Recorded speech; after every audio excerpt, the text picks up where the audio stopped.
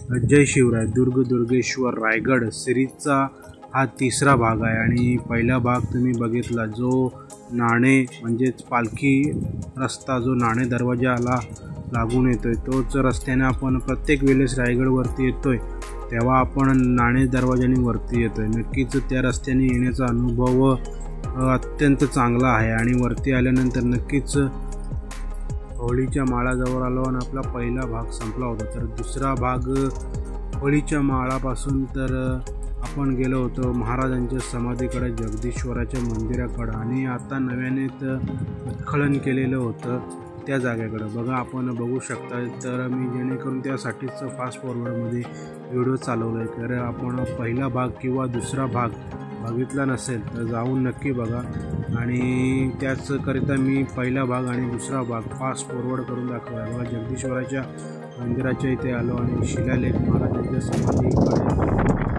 मागे जातो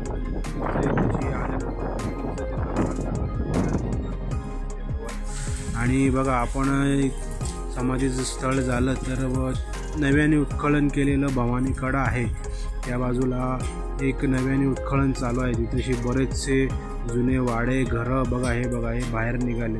तर चला मित्रांनो भेटूया आता रायगडच्या तिसऱ्या भागामध्ये। सर्वांना जय शिवराय जय शिवराय। तर आपण आता जगदीश्वर आणि समाधीचं दर्शन करून आलो आता परत होळीच्या मालावरती आहोत आणि इथनं आता आपण जाऊया नगारखाना आणि राजसदर छत्रपती शिवाजी महाराजांच्या राजवाड्याकडे। तर बघा आज सोमवार आहे आणि तरीसुद्धा गर्दी भरपूर प्रमाणात गर्दी आहे बघा।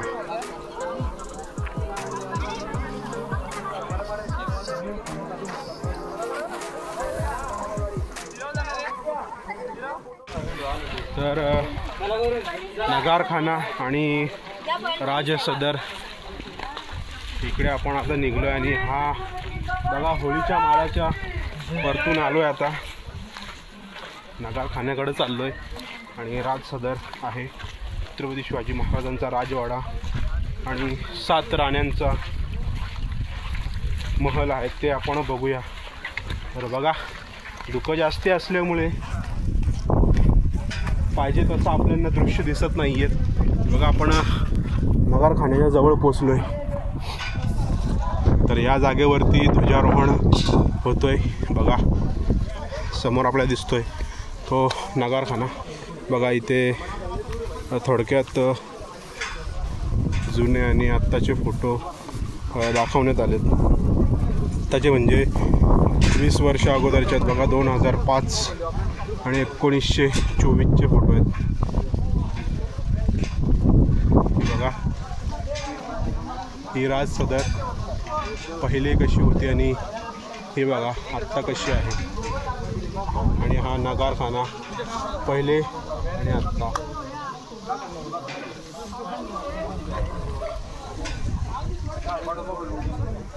नगारखान्याबद्दल इथं तुम्हाला लिहिलं गेलं आहे नगारखाना आणि थोडक्यात माहिती। तर चला आतमध्ये प्रवेश करूया।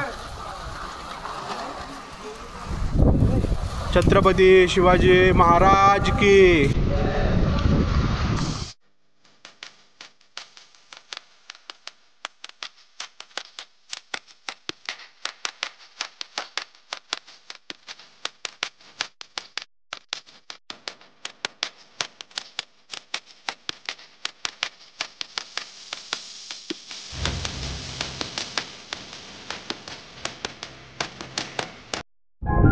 तर धुकं असल्यामुळे दृश्य थोडे वाईट येतात।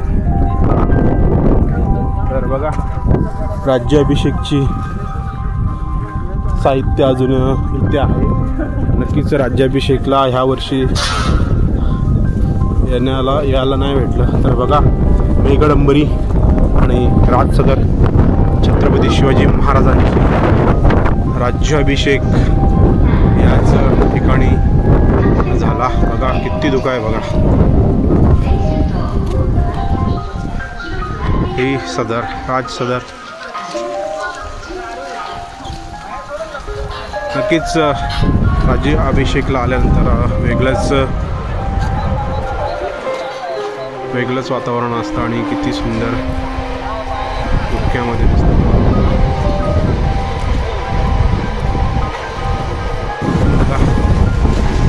इथं आता पूर्ण शिवराज्याभिषेकला बांधण्यात आलेलं बांबू वगैरे सोडण्याचं काम चालू आहे बघा.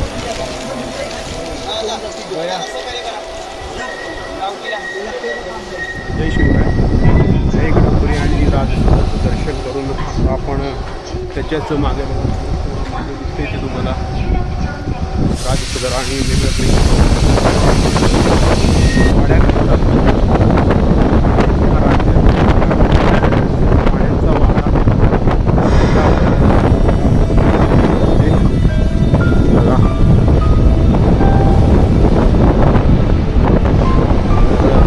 जागा आहे. हे बघा, ही वाडे आणि संपूर्ण आता सध्या पडझड झालेत. सध्या म्हणजे पूर्वीच पडझड झालेली आहे. श्री शिवाजी महाराज यांचा हा राजवाडा आणि छत्रपती शिवाजी महाराज यांनी शेवटचा श्वास शंभूबाळ करत ह्याच जागेवर सोडलं. आणि ह्या जागेचं पावित्र्य नक्कीच राखा. चप्पल घालून कृपया करून वरती चढू नका.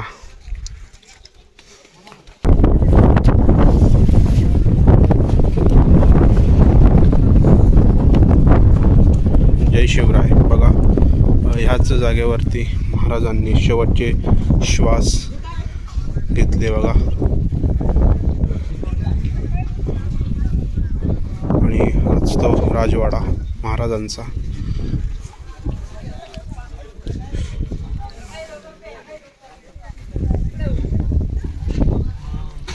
हे आहे छत्रपती शिवाजी महाराजांचं स्नानगृह बघा. राजवाड्याच्या जस्ट समोरच हे बघा.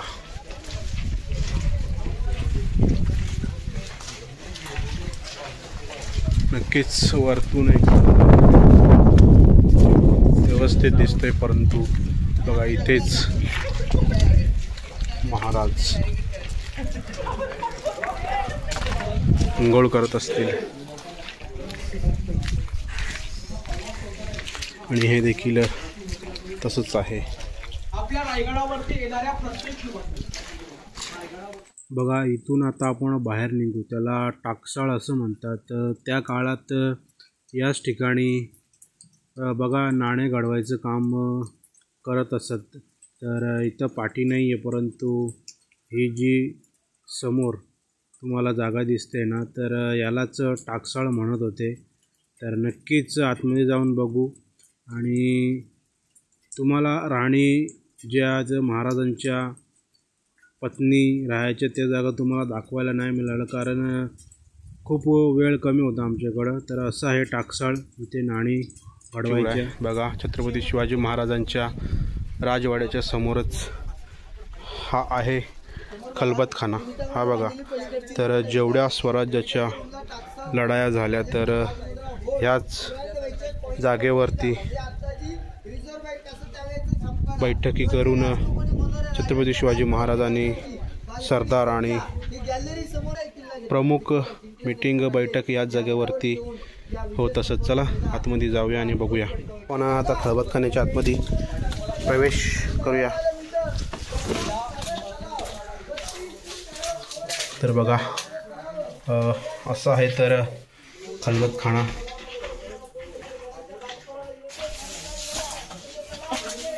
तर खलबतखान्याचं वैशिष्ट्य असं आहे की आतमध्ये जे काही संभाषण जे काही ठरत होतं ते बाहेर आवाज येत नव्हतं.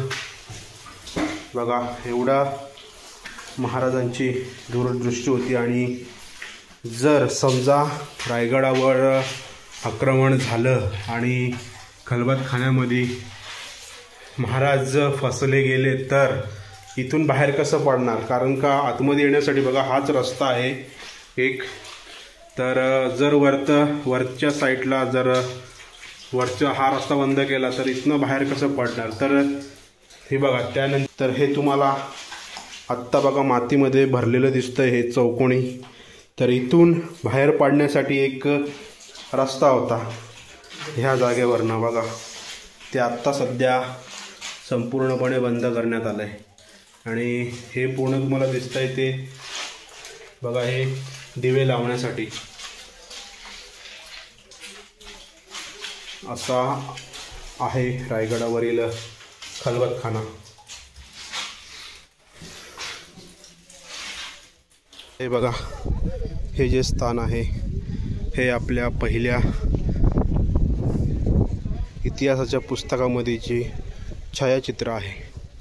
तर असं सांगण्यात येतं की पहिले आणि आता तसं ढासळलं गेलं आहे. आता फक्त 3 ते 4च माळे राहिलेत आणि याच्यासमोरच छत्रपती शिवाजी महाराजांचा राज्याभिषेक झाला आणि ते पाणी ज्या तळ्यावर मध्ये टाकलं तिथं गंगासागर तलाव. चला